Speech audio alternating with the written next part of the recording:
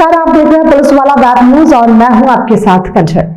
कान्हा राष्ट्रीय उद्यान में लगे खापा बफर जोन के अंतर्गत आने वाली इको विकास समितियों की 1 दिवसीय वन्य प्राणी जागरूकता कार्यशाला वन परिषद अधिकारी खापा जोन संध्या देशकर एवं वन कर्मियों की मौजूदगी में 3 मार्च को बेहर स्थित खापा बफर जोन कार्यालय बेहर स्थित प्रांगण में संपन्न हुई। इको विकास समिति के कार्यों से संबंधित इस कार्यशाला में वन्य प्राणी सुरक्षा एवं वनों का अग्नि से बचाव तथा मानव वन्य जीव संघर्ष को न्यूनतम करने में इको विकास समितियां अपना अहम किरदार कैसे निभाएं, इस पर विस्तार से चर्चा की गई। इस कार्यशाला में खापा बफर जोन के अंतर्गत आने वाली करीब 20 इको विकास समितियों के अध्यक्ष एवं सदस्य मौजूद रहे, जिन्हें वन्य प्राणियों की सुरक्षा एवं वनों की अग्नि से सुरक्षा करने के लिए आवश्यक दिशा निर्देश देते हुए आवश्यक उपकरण भी दोपहर के भोजन के उपरांत नर्सरी एवं वन्य भ्रमण उपरांत प्रदान किए गए। इस कार्यशाला में अग्नि से वनों के बचाव, वन्य प्राणियों की सुरक्षा, जैविक खेती के लिए कृत्रिम कंपोस्ट खाद बनाने की जानकारी सहित खेतों में उपज लेने के लिए मिट्टी परीक्षण उपरांत की रासायनिक खादों की मात्रा के उपयोग पर मौजूद समितियों के अध्यक्ष एवं सदस्यों को जानकारी प्रदान की गई, ताकि वे ग्रामीणों को इस बारे में जागृत कर सके। इस संबंध में बताया गया कि खापा बफर जोन के अंतर्गत वन्यवृत्ति क्षेत्रों से लगे ग्रामों में गांव के विकास की दिशा में तथा स्कूली बच्चों के लिए समय समय पर समिति के माध्यम से अनेक कार्य करते हुए जरूरी सामग्रियों का वितरण भी किया जाता है। इस कार्यशाला का उद्देश्य इको विकास समिति के जरिए ग्रामीणों के साथ मिलकर वन संरक्षण, वन विकास, वनों एवं वन्य प्राणियों की सुरक्षा सुनिश्चित करना मुख्य उद्देश्य है। मतलब इसी टाइप में बिछाएंगे अपन, है ना? महुए के झाड़ के नीचे पत्ते के ऊपर। बता दीजिए, मैं रिकॉर्ड कर रहा हूँ। ऐसा ये इस टाइप से आप बिछाएंगे? हाँ, इसको बिछाए हैं जी। तो कब ये झाड़ हो गया जी। अब झाड़ क्या है, महुआ का झाड़ थोड़ी ऐसे अभी ऊंची आते हैं तो झुक जाता है। हाँ। है ना, पूरी डगाल झुक जाती है। तो ये पाल अपन डाल दिए, आसपास का पत्ता हटा दिए, एक जगह टाल कर दिए। जंगल में ऐसी शिक्षा देना पड़ेगा उनको। जी जी। है ना, और अपन पाल बिछा दिए जी। तो वो महुआ जो गिरेगा वो पाल में गिरेगा, तो उसे चुनने में आसानी हो जाएंगी। वो पाले उठाए इधर उधर से एक जगह डूंगा किए, बोरी में भरे और चले। पत्तों में अंगार लगाने की आवश्यकता हाँ, नहीं है। पत्तों में अंगार लगाने की आवश्यकता नहीं। तो उसी की समझाइश दी गई है ग्रामीणों को पूरी। हाँ। ऊपर की ज्यादा, नीचे की कम। चारों तरफ से खोदो, बस 2 तरफ से नहीं खोदो। अब दूसरे सारा है। हाँ, मुझे खोदो, अब उधर से खोदो। अलग वी आकार। सबसे पहले अपन ये कर दीजिए, अपने को सरफेस साफ करना, ठीक है? तो यहाँ मिट्टी निकल गई। यदि आप ऐसा खोदते हैं तो एक ऐसी मिट्टी निकाल के पूरा बाहर कर देंगे, फेंक देंगे, ठीक है? सबसे पहले तो अपने को ये कचरा वचरा पूरा हटाना है ऊपर का, ठीक है ना? इसके बाद ये वाली मिट्टी खोद कर अब इसकी ऐसी पतली पतली स्लाइस निकलेगी। मिट्टी की जैसे अपन लोग ककड़ी वगैरह अभी सलाद में जैसे अपन ने खाए, वैसे पतली पतली स्लाइस निकलेगी, है ना?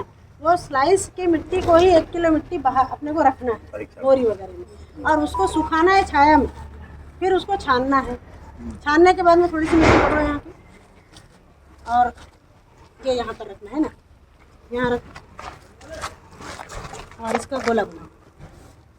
नहीं, मिट्टी को फैलाओ ना, गोला बना। ठीक है? अब ये गोला में से इसके 4 भाग करें हमने, आमने सामने के हटा, फिर ये आमने सामने के, फिर ये आधे, फिर इसका गोला बनाए, फिर इसके 4 भाग किए। ऐसा करते करते हमको 1 पाव मिट्टी निकालना है इसका। 1 किलो का मिलाते जाना है, 1 किलो का 1 पाव, 1 किलो का 1 पाव और ये 1 जगह की हो गई, आपको 5 जगह की एक साथ मिलाना है, उसके बाद करना है, जिससे आपको पूरे खेत का जो हो जाएगा, ठीक है ना? उसके बाद आपको इस मिट्टी को सैंपल लेकर आपका किसान का नाम, खसरा नंबर, फला जो भी है जानकारी, वो एक पॉलीथीन में भर के, जैसे वो आते नहीं कुछ छोटे छोटे पॉलीथीन आते हैं, है ना, पैक वाले ऊपर से जिप वाले, तो उसमें पैक करके आपको डाल देना है। और ऐसा एक ही सैंपल नहीं बना, आपको 2 बनाने, एक यदि मिस हो गया तो आपके पास एक रहना, ठीक है ना? फिर इसको आप भेजेंगे और निःशुल्क वहाँ परीक्षण हो जाएगा। वहाँ आपके नाम से पूरा डाटा आ जाएगा कि आपके इस खसरा नंबर में इतने इतने पोषक तत्व हैं और इसकी कमी है। फिर आप एक चीज़ लिखेंगे भी कि हमको इसमें धान की खेती करना है, गेहूँ की करना है, जिसकी भी करना है उसके लिए हमको सजेशन दें कि इसमें क्या क्या लगाना है, कौन कौन से पोषक तत्व डालना है, तो आप बता देते हैं कि इसके लिए ये पोषक तत्व डालना है। अब हम बिना परीक्षण किए ही हम जबरदस्ती खेत में यूरिया डाल रहे हैं, DAP, यूरिया सब डाल रहे हैं, उसकी आवश्यकता ही नहीं है। मिट्टी जो चल नहीं सकती, जो चीज कमी है वही चीज बस बताएगा, वही वो चीज डालना है, बताएगा, वही उससे चीज फायदा डालना लेना है, है। बस उससे फायदा लेना है, ठीक है ना, बस बहुत ये। अच्छा बताइए। ठीक है, तो ऐसा मिट्टी अभी सूखे दिन में ही करना है, इसको बारिश में भी नहीं करना है। तो आप लोग सभी समिति वाले मिट्टी का कलेक्शन कर ले, और जैसे कलेक्शन हो जाता है, सिंपल कलेक्शन हो जाता है, आप वन रक्षक को बता दें, वन रक्षक के पास से हम लोग किसी एक व्यक्ति को पर्सनल वाहन से पहुंचा देंगे, वहां जमा कर देंगे, और जब रिपोर्ट आ जाएगी तो कोई एक व्यक्ति जाएगा तो कागज लाना है, कोई भी ले आएगा, ठीक है ना, ऐसा कर सकते हैं। ठीक है, ठीक है, ठीक है भैया, धन्यवाद। सर आपका पूरा परिचय बताइए। लक्ष्मी प्रसाद पटेल, ग्राम सरेखा, जी इको विकास समिति के अध्यक्ष।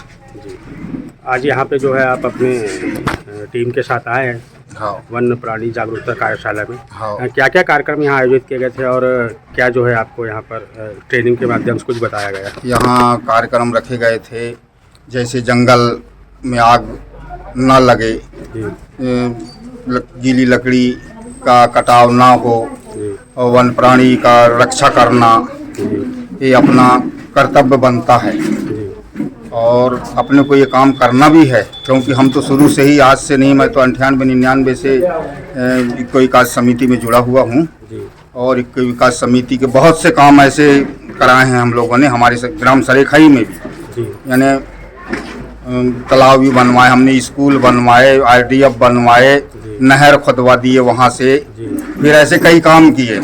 और जंगल की रखवाली, पेड़ पौधे लगाना, हमने अपनी समिति से भी पौधे लगाए थे, आज भी हैं वो पौधे। तो ऐसे बहुत से काम हमने किए। खासकर गर्मियों में देखा जाता है सर कि कुछ जो ग्रामीण है वो जो महुआ चुनने के लिए हाँ, उसके नीचे अंगार लगा देते हैं, फिर वो एक बड़ा रूप ले लेती है, तो उसके लिए क्या प्रयास किए जाएंगे? व्यवस्था अभी हमारे फॉरेस्ट वालों ने किए हैं। जी जैसे उनके नीचे एक चादर बिछा दें, हम पाल बिछा दें, जी तो कोई अंगार ना लगावे, जी उससे बचाव होएगा करके पाल बनवा के और महुआ के नीचे बिछा के, और उससे महुआ चुन लिया जाएगा जी उठा के ऐसे। जी पर्यावरण की रक्षा के लिए वन प्राणी जागरूकता जो है आपके यहाँ कार्यशाला भी किया गया, आप फील्ड में भी काम करते हैं। हाँ। तो उसके लिए कुछ जो जरूरी उपकरण क्या वो आपको उपलब्ध कराए गए हैं या कराए जाते हैं? नहीं तो कराए जाते हैं ना। क्या क्या उपकरण उपलब्ध कराए जाते हैं? कई प्रकार की चीजें ऐसे, जैसे हमको अभी हमारे खेतों में जैसे नुकसानी होती है, जी उसके लिए हमको टार्च दिया गया जी हमारे किसानों को। जी और ऐसे हमने स्कूलों में भी, मतलब जैसे व्यवस्था की बात आई तो वन्य प्राणी सुरक्षा तो है ही है, जी और उसको करना भी है। जैसे गीली लकड़ी का कटाव, उसको भी बचाना है हम लोगों को, क्योंकि हमारे भविष्य के लिए कुछ काम आए आगे चल के। अभी से हम लोग, मैं तो ऐसे शिक्षा देता हूँ लोगों को कि अभी से आप ऐसे काट लोगे तो आपके जो होने वाले हैं वो क्या करेंगे, उनके लिए कुछ बचाव रखो। और फिर हमको फॉरेस्ट से कई प्रकार का लाभ मिलता है। अभी हमारे बच्चों को हमने शूज बांट दिए, फिर बैग बांट दिए, फिर उसके बाद में स्वेटर भी बांट दिए, यानी हर स्कूलों में बांट दिए। मैं तो आंगनवाड़ी से लेके हाई स्कूल तक पूरे बच्चों को बांटा हूँ टोटल।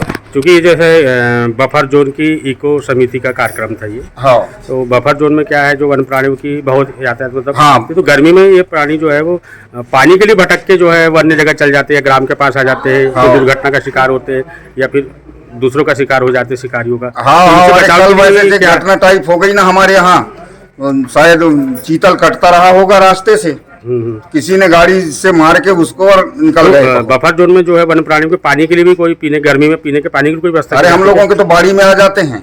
नहीं, वन प्राणियों के पीने के पानी की कोई व्यवस्था की गई? बफर जोन में हाँ, है। किस टाइप की गई? कैंटीन बने हैं जी फिर हमारे उधर आसपास बंजर लगी हुई है जी। और सब तालाब बने हुए हैं इधर उधर, जी। यानी पानी की कमी उनको नहीं है। कृत्रिम और फिर हमारे जैसे